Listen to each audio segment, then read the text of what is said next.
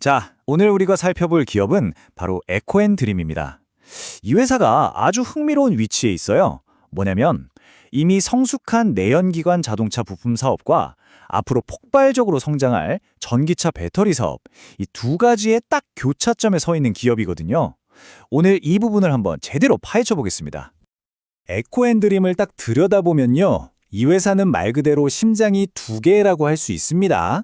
하나는 2004년부터 꾸준히 해온 자동차 촉매 사업이에요. 여기서 안정적으로 현금을 벌어들이고 있고요.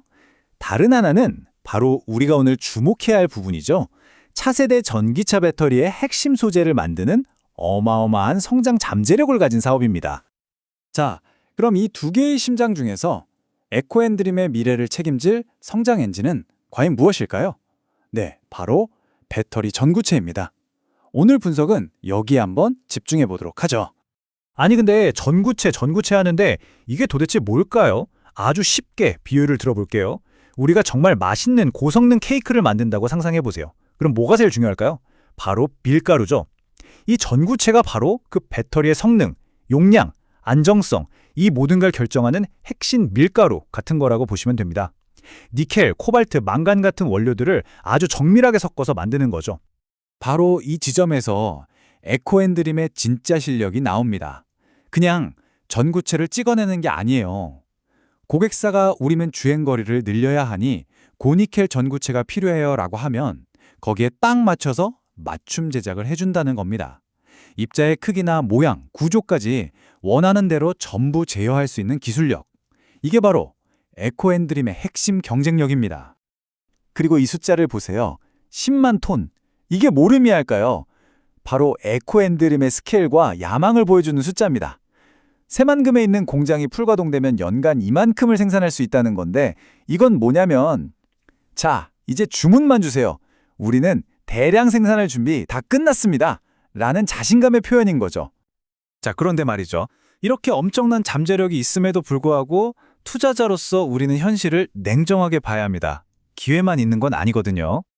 아니, 이렇게 기술력도 좋고 인증까지 다 받은 번듯한 대규모 공장까지 지어놨는데 왜 지금 공장이 100% 돌아가지 않고 있을까요? 모든 준비가 끝났는데 도대체 뭘 기다리고 있는 걸까요? 그 이유가 바로 여기에 있습니다.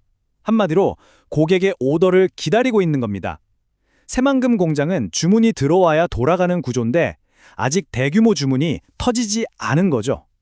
최종적으로 어떤 전구체를 쓸지는 결국 SK온이나 LG화학 같은 배터리 셀 업체들이 정하거든요. 게다가 올해 2025년에 현대차나 기아차 같은 주요 고객사 물량이 당초 예상보다는 좀 저조했던 것도 영향을 미쳤고요. 하지만 지금의 이 정체 상황이 계속되지는 않겠죠. 앞으로 에코앤드림의 성장을 이끌 네 가지 중요한 포인트, 이른바 성장 촉매제가 있습니다. 하나씩 살펴보겠습니다. 첫 번째는 바로 탈중국이라는 거대한 흐름입니다. 요즘 미국의 AMPC 같은 정책을 보면 명확하죠.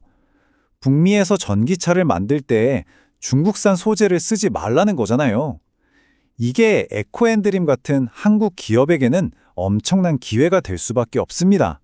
메이드 인 코리아가 그 자체로 강력한 경쟁력이 되는 시대가 온 거죠.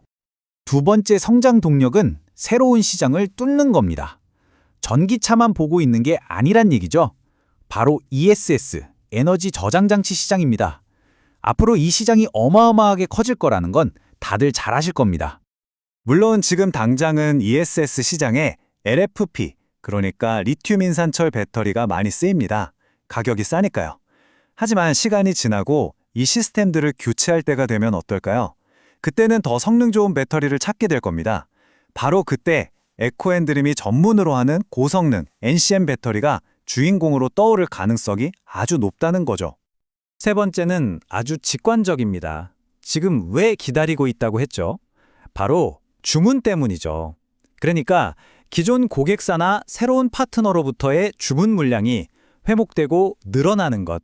이게 가장 확실하고 직접적인 성장 촉매제라고 할 수 있습니다. 자, 그럼 전망은 어떨까요? 2026년쯤 되면요, SK온과 현대차의 합작 라인, 그리고 LG화학 쪽 물량까지 합치면 대략 전기차 30만 대에 들어갈 수 있는 분량의 수요가 생길 수 있다고 보고 있습니다. 이 물량이 현실화되면 상황은 완전히 달라지는 거죠. 자, 그리고 마지막 네 번째 성장 동력. 이건요, 어떻게 보면 에코앤드림의 궁극기라고 할 수 있습니다. 장기적으로 봤을 때 이 회사의 체질을 완전히 바꿔놓을 수 있는 비장의 카드입니다. 바로 폐배터리 재활용 사업입니다. 지금은 비싼 돈 주고 해외에서 니켈, 코발트 같은 원자재를 사와야 하잖아요? 근데 이걸 다 쓴 폐배터리에서 직접 뽑아내서 쓴다고 생각해보세요. 원가 경쟁력 자체가 달라지겠죠. 말 그대로 자원순환 고리를 완성해서 중국 업체들과의 가격 경쟁에서 압도적인 우위를 차지하겠다는 큰 그림을 그리고 있는 겁니다. 자, 그럼 지금까지의 내용을 한번 싹 정리해 보겠습니다. 그래서 에코앤드림에 대한 투자 포인트를 딱 요약하면 뭘까요? 결국 이겁니다. 한쪽에는 남들이 따라오기 힘든 맞춤형 기술력, 그리고 탈중국이라는 시대적 흐름이라는 강력한 기회가 있습니다. 하지만 다른 한쪽에는 공장은 다 지어놨는데 아직 본격적인 수요가 터지지 않았다는 시장 타이밍의 리스크, 그리고 소수의 대형 고객사 결정에 너무 많이 의존하고 있다는 약점도 분명히 존재합니다. 모든 준비는 끝났지만 아직 출발 신호가 울리지 않은 그런 상황이라고 볼 수 있겠습니다. 마지막으로 말씀드립니다. 오늘 내용은 특정 종목을 추천하기 위한 것이 절대 아닙니다.